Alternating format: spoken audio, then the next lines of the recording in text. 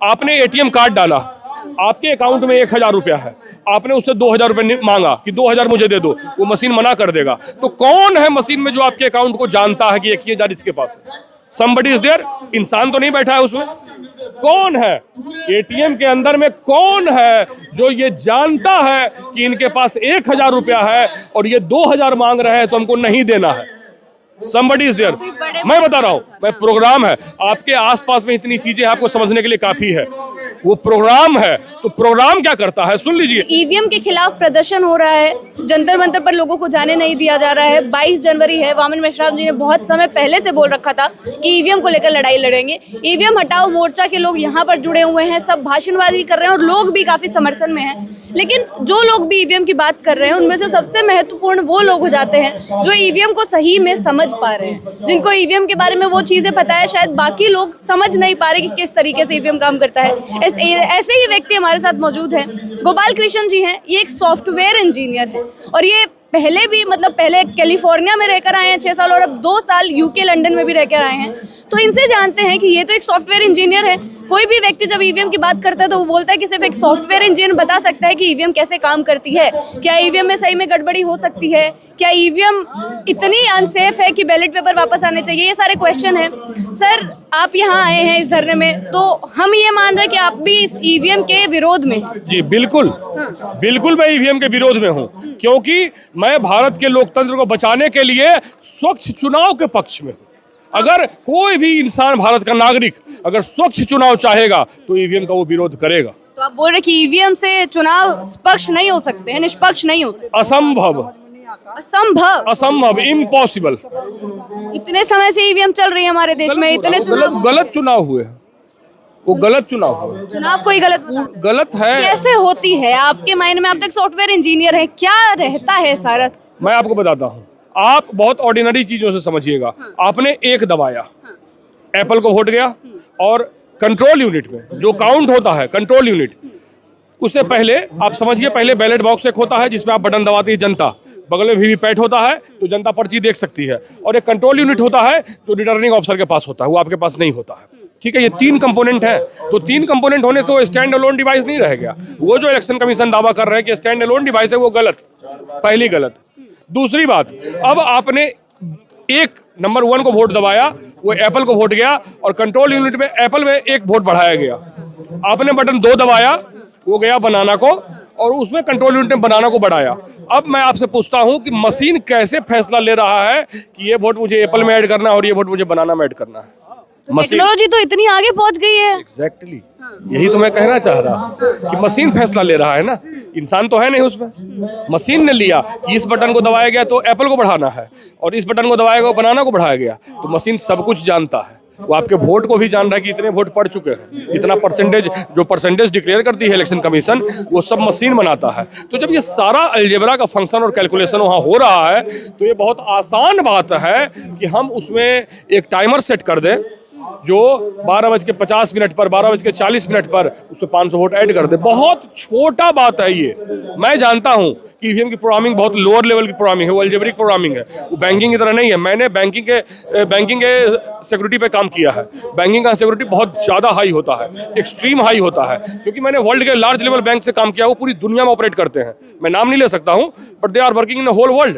तो उसका जो सिक्योरिटी डिजाइन किया है तो उसके कंपेयर में ईवीएम बहुत छोटा डिवाइस है। आप कब से सॉफ्टवेयर इंजीनियर है, कितने समय? मैं 2005 से सॉफ्टवेयर इंजीनियर। 2005 से हैं। जब कोई आम इंसान बोलता है कि ईवीएम में गड़बड़ी है तो लोग उसको सुनते हैं, चलिए ठीक है, लेकिन आप एक सॉफ्टवेयर इंजीनियर हैं, फिर भी आप ऐसी चीजें कैसे बोल सकते हैं? आप टेक्नोलॉजी में काम करते हैं, फिर भी आप टेक्नोलॉजी को गलत बता रहे हैं। मैं बोल रहा हूँ, इसीलिए तो मैं गलत बोल रहा हूँ। टेक्नोलॉजी लिखता कौन है? इंसान। टेक्नोलॉजी कौन लिखता है? इंसान। अगर मेरी मनसा है कि गलत को लिखना है तो मैंने 2-3 लाइन गलत लिख दूंगा, वो गलत प्रिंट कर देगा। अगर आपके पास वोट इक्वल टू 500, मैं अगला लाइन में लिख देता हूँ vote equal to vote plus 500, अब वो 1000 हो गया। समझ में आया आपको? वोट इक्वल टू 500, अगले लाइन में मैंने लिखा vote equal to vote plus 500, उसका मतलब वो 1000 हो गया। कंप्यूटर पूछेगा नहीं कि आपने ये क्यों लिखा। लेकिन ये बहुत बड़ा चैलेंज है ईवीएम। मैं चैलेंज कर रहा हूँ आपको, और मैं बताता हूँ चैलेंज कैसे हो रहा है। आपने वोट दिया बैलेट बॉक्स को, मेरा यही लड़ाई है। आपने जो वोट दिया बैलेट बॉक्स को, वो वोट गया कहाँ? वीवीपैट में, वो कंट्रोल यूनिट में नहीं गया।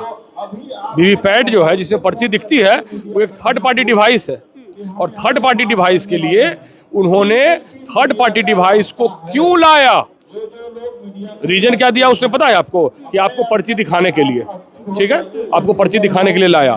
तो मैं पूछता हूं कि जब आप पर्ची दिखाने के लिए लाए तो आप प्रिंटर लगा दो। तो क्या ईवीएम का कोई ऑप्शन हो सकता है? बिल्कुल, वीवीपैट की जो बात कर, पर्ची गिन लेना चाहता हूं फिजिकल। आप देखिए इनका पूरा आर्किटेक्चर ही गलत है। ये जो वीवीपैट बीच में है ये गलत है। वीवीपैट लेफ्ट होना चाहिए या राइट, और कंट्रोल यूनिट लेफ्ट। जो हम एक दबाते हैं ना मैडम, आप भी बटन प्रेस करती होंगी मोबाइल में, 2 मोबाइल नंबर टाइप करने के लिए, 2 4 10 8 कुछ भी, तो वो प्रिंट कर रहा है ना, तो आपने एक सिग्नल दिया है, इनपुट दिया, वो डिजिटल इनपुट होता है। जब आप एक दबाते हैं तो वो डिजिटल इनपुट लेता है। तो इनपुट हमें जाना चाहिए था कंट्रोल यूनिट में, लेकिन वो कंट्रोल यूनिट में नहीं गया, वो गया वीवीपैट में।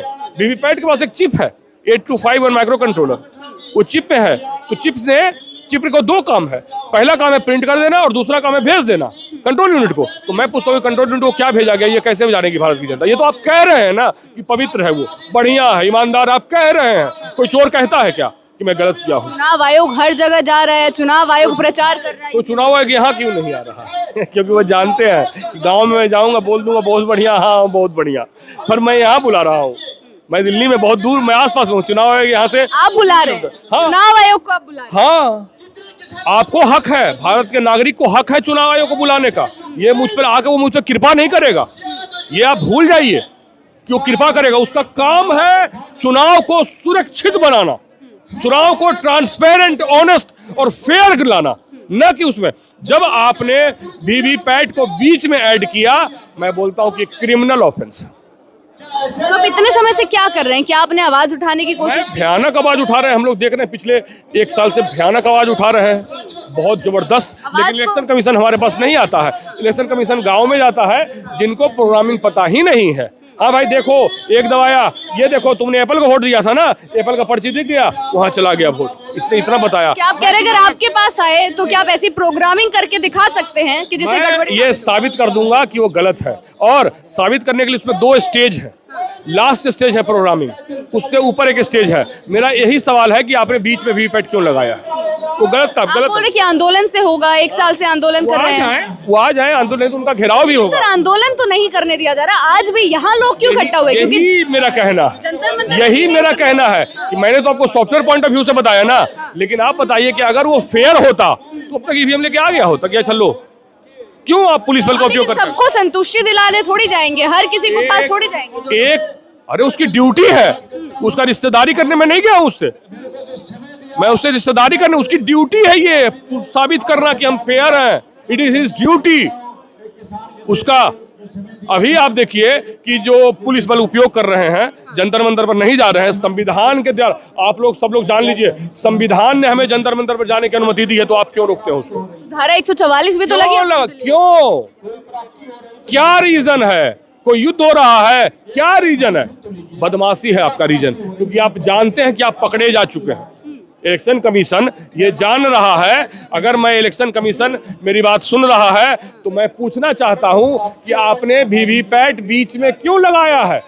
आपने वीवीपैट को लेफ्ट करते और कंट्रोल यूनिट को राइट करते, सिग्नल एक समय पे जनरेट होता और वो सिग्नल साइमल्टेनियसली, इंस्टेंटली वो कंट्रोल यूनिट में भी जाता और वीवीपैट में भी जाता। यहाँ क्या हो रहा है कि आपने वोट दिया बैलेट बॉक्स में, वो सिग्नल चला गया वीवीपैट में, और आप काउंट कर रहे हो कंट्रोल यूनिट को, और कंट्रोल यूनिट और बैलेट बॉक्स को कोई लेना देना है ही नहीं, बीच में ये है वीवीपैट।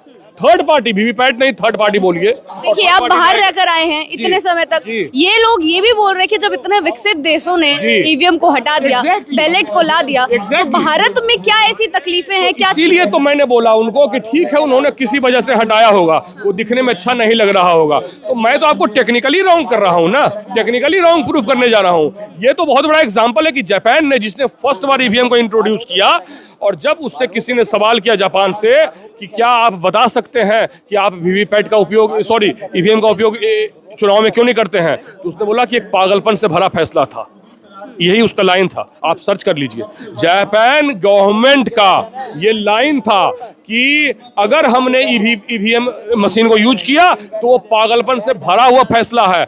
वो प्रोग्रामिंग जो चिप होता है वो कितना पावरफुल है वो अभी आपको अंदाजा नहीं है। वो सैटेलाइट से कम्युनिकेट करता है, वो करोड़ों मोबाइल को मैनेज करता है। सबमरीन जो 2000 फीट नीचे समुद्र में है, न्यूक्लियर सबमरीन, उसको वो कंट्रोल करता है। और आपके घर में जो टीवी है ना, TV remote Tata sky connection होगा ना, तो आप रिमोट से चैनल बदलते हो ना, तो बहुत ऑर्डिनरी टेक्नोलॉजी, क्योंकि वो हर घर में है। जो आप चैनल बदलते हो वो बहुत ऑर्डिनरी टेक्नोलॉजी है, क्योंकि हर घर में है, वो कोई बहुत बड़ी चीज़ तो है नहीं। तो जब आप अपने रिमोट से टाटा स्काई को कनेक्ट करके अपने चैनल को 212 है उसको 213 कर दिया, 214 कर दिया, 250 कर दिया, बदल करके, क्या गारंटी है कि उसमें आरटीसी लगाकर, उसमें एक आरटीसी भी होता है चिप में, आप लोग जानिए, RTC real time clock chip को पता होता है। आपको मैं 2 एग्जांपल देता हूं रियल टाइम। पहला एग्जांपल, जो छोटा वाला मोबाइल होता है जिसमें अलार्म बजती है, जिसमें इंटरनेट नहीं होता है, डेटा नहीं होती है, व्हाट्सएप नहीं होता है, आपने उसमें अलार्म सेट किया है, आपने दिया कि 6 घंटे बाद अलार्म बजाओ, उस ऑर्डर को किसने लिया? Somebody is inside a mobile phone. सारी चीजों का एक निष्कर्ष है कि मैं दो लाइन आपको बताऊंगा कि उस ऑर्डर को किसने लिया। उस ऑर्डर को चिप के प्रोग्राम जो उसमें ऑलरेडी है उसने लिया। चिप के प्रोग्राम को रन करने के लिए इंटरनेट की जरूरत नहीं है। अगर वो ये बोल रहे हैं ना कि मेरा डिवाइस इंटरनेट से कनेक्ट नहीं होता, उससे कोई लेना देना नहीं है। ठीक है, आपने अलार्म सेट किया, वो 6 बजे बजा देगा, 6 बजने में 2 मिनट बाकी होगा तो नहीं बजेगा वो, उसने 6 बजे का शार्प ऑर्डर दिया है। एक ऑप्शन ये। दूसरा, आपने एटीएम कार्ड डाला, आपके अकाउंट में 1000 रुपया है, आपने उससे 2000 रुपये मांगा कि 2000 मुझे दे दो, वो मशीन मना कर देगा। तो कौन है मशीन में जो आपके अकाउंट को जानता है कि 1000 इसके पास है? Somebody is there, इंसान तो नहीं बैठा है उसमें।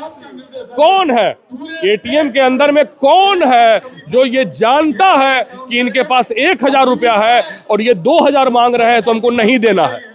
Somebody is there। मैं बता रहा हूं, मैं प्रोग्राम है, आपके आसपास में इतनी चीजें आपको समझने के लिए काफी है। वो प्रोग्राम है, तो प्रोग्राम क्या करता है सुन लीजिए।